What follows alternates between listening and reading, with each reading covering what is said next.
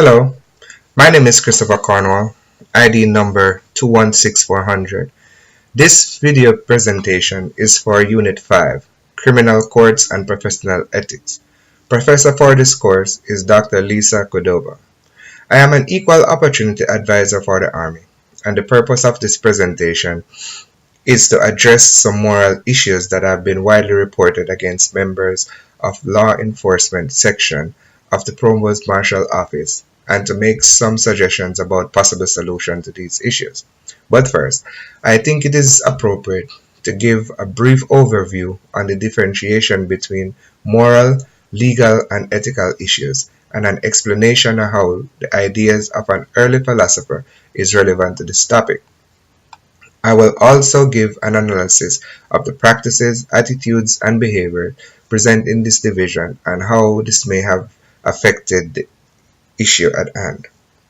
According to Hemmings, Brody, and Spohn, authors of the Criminal Courts, a Contemporary Perspective 2017, morality is defined as the belief and values shared by a community. Morality is deeply held, widely shared, and relatively stable values that are developed in us from birth to puberty.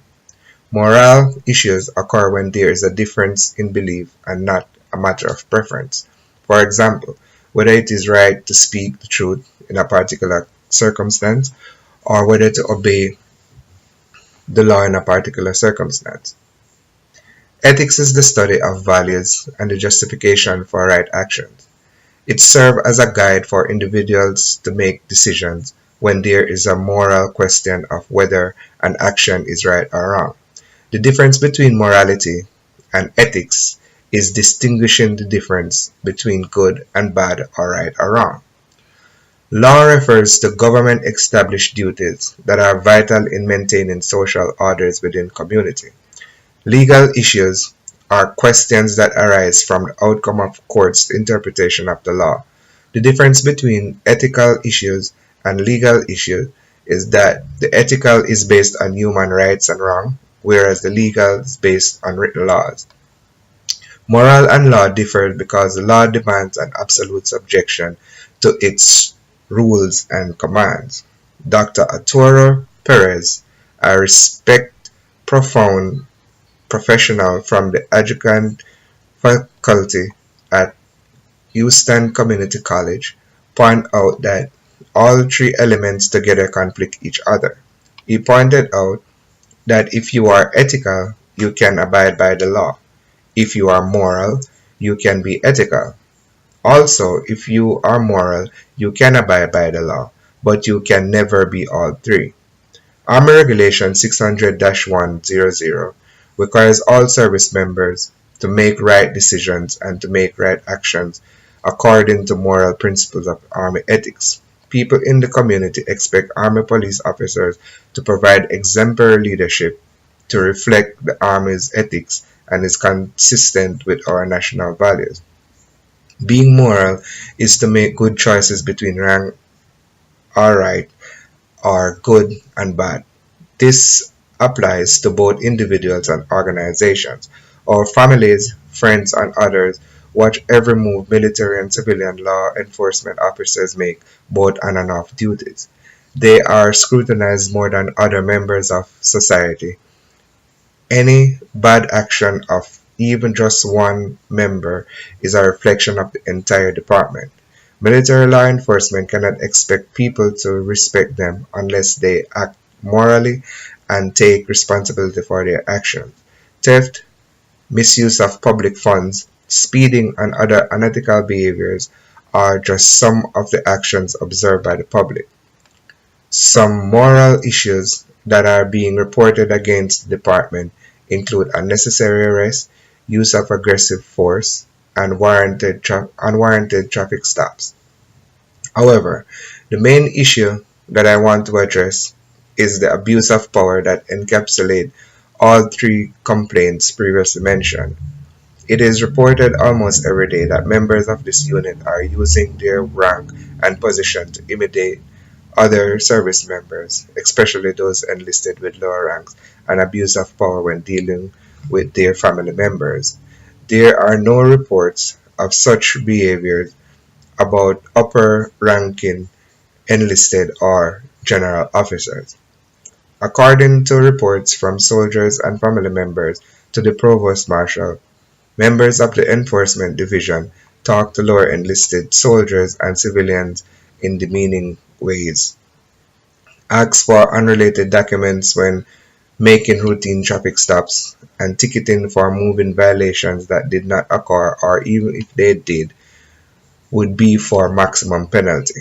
For example, one private was cited for allegedly driving a noisy car. The officer followed him for almost a mile before pulling him over. The private was arrested, cited the maximum fines for speeding and noise pollution. The officer also recommended that his driving privilege be revoked for 6 months. One of history's best known philosopher and practical thinker, Immanuel Kant, must be credited for his work in the metaphysics and moral philosophy. This 18th century philosopher understanding of moral principles is central to this discussion.